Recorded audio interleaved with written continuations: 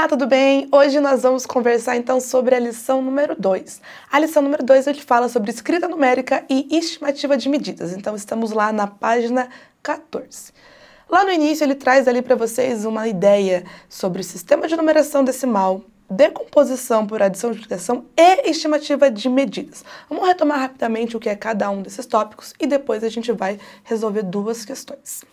Primeiro, sistema de numeração decimal. Esse é o nosso sistema que a gente já utiliza, vocês já conhecem. Desde pequenos, muito antes ainda de entrar na escola e aprender a matemática de fato, é os números que a gente utiliza para contagem, por exemplo. E a gente chama ele de sistema de numeração decimal porque a gente usa a base 10, né? Então a gente agrupa os nossos números dessa forma. E essa informação é importante quando a gente for entender ali como a gente divide ele de acordo com a posição. Temos alguns algarismos que vocês já devem conhecer, né? Mas está aqui também ali no seu livro, que vai do 0 ao 9. E com esses algarismos nós conseguimos formar números. Então qual é a diferença? O algarismo é o símbolo, 0, 1, 2, 3, até o 9. Os números é quando eu junto esses algarismos e de acordo com a posição desse número, de acordo com a posição desse algarismo, eu formo números. Por exemplo, o número 2, se eu colocar ele lá nas unidades, ele vai representar 2 unidades. Mas se eu coloco o número 2 nas dezenas, já não é mais 2 unidades, né? Porque 2 dezenas são 20 unidades. Por isso que a gente diz que o nosso sistema de numeração, ele é posicional também. Então, de acordo com a posição que você preenche o seu algarismo, ele vai ter um valor diferente. E isso já entra ali na ideia de decomposição. Decompor um número é separar esse número. Então, quando eu olho aqui, por exemplo, né, ó, 422, como eu posso separar esse número? De acordo com as posições. A gente vai ter que identificar o que significa cada um desses algarismos, né? Então, por exemplo, o que o 4 indica nessa posição que ele está dentro desse número 422? O 4, ele está lá na posição das centenas, então ele representa 400. Agora, esse 2 aqui do meio, né, e esse 2 da pontinha, eles não vão representar a mesma coisa, porque eles estão em posição diferente. Então, aqui no meio nós temos 20, enquanto aqui na ponta nós temos 2. Então, a posição depende ali, o número onde ele vai estar, vai depender o valor diferente. Por isso que a gente chama de decomposição. Eu pego meu número, eu abro ele de acordo com a posição e eu posso escrever ele através da adição ou da multiplicação, e a gente vai ver isso dentro de algumas questões, tá?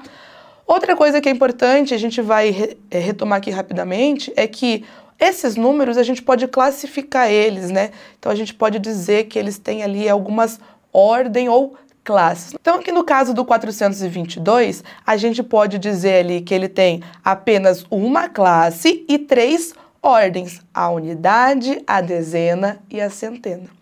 Agora, na página seguinte, estimativa de medidas. Quando você pensa ali em estimar, é você tentar ali, através de observações ou outra informação que você conhece, tentar descobrir quanto é. Então, por exemplo, ali no caso da bola de futebol, você não tem uma balança ali para você ter certeza quanto que aquela bola vai pesar. Aí a gente usa a nossa estimativa com base em conhecimentos que você já tem ou outros objetos que você tenha de referência para determinar quanto ele pesa. Isso é uma estimativa, então você não vai ter a certeza, mas você consegue ter uma noção de quanto é. No caso ali a bola, por exemplo, será que ela só tem 5 gramas? Será que ela só tem 10 gramas? Ou você acha que são 400 gramas, né? A bola de futebol ela é pesadinha, você sente ela quando ela tá no teu colo. Então não vai ser 5 gramas, não vai ser 10 gramas, provavelmente 400 gramas. Mas é uma estimativa, se você não tiver uma balança, você não consegue ter a certeza de quanto ele pesa. Certo? Feito isso, vamos fazer algumas questõezinhas. Vamos passar aqui adiante, vamos para a página 16. Vamos fazer aqui a questão número 2. O que explicou às crianças que no Brasil podemos encontrar 3.500 espécies de borboletas?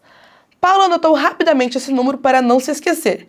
A forma correta como ele deve ser escrito em algarismos é... O que a gente tem que fazer nessa questão? Ele trouxe para você por extenso, 3.500 espécies de borboleta. Ele quer que você traduza para algarismos. Então, a gente tem que tomar cuidado para ver o que representa esse 3.000 e essas 500 espécies. Tá? Vamos olhar para cada uma das alternativas. Letra A, olha o que ele colocou aqui para você. Professora, mas tá ali, né, 3.500, mas é assim que a gente escreve os números, né? Se tivesse um mais ali no meio, poderíamos até pensar que ele decompôs o número, mas da forma que tá ali, se eu fosse ler esses números, né, colocar aqui os pontinhos aqui para separar as classes ajuda, eu teria 3.500.000 borboletas, não é isso que ele pediu, né? Letra B, 3.500, é exatamente isso, né?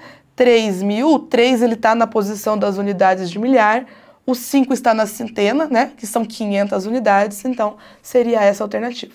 Letra C, por que ela está errada? Aqui da forma que ele colocou para você, ó, ele colocou 50 e não 500, né? E na última são apenas 350. Então é importante também a gente saber ler a questão por extenso e conseguir preencher corretamente.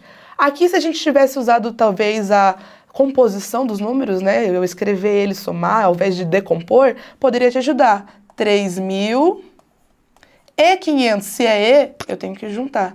Por isso que a alternativa A eu falei para vocês que estava errado. Se eu fosse fazer essa operação, 3.500. Então, também você pode utilizar a ideia de decomposição e composição. Isso aqui é uma ideia de composição. Eu estou compondo o meu número, né, ao invés de separar ele. Certo? Vamos agora, então, para a questão número 5. No Teatro Municipal será apresentada uma peça infantil. O local tem capacidade de 15.632 pessoas. A leitura desse número aqui já é o contrário, né, da questão anterior, né? Na questão anterior ele trouxe para você por extenso e a gente precisou representar aquele número através de algarismos. Aqui ele trouxe os algarismos para você, 15.632, e ele quer que você escreva por extenso.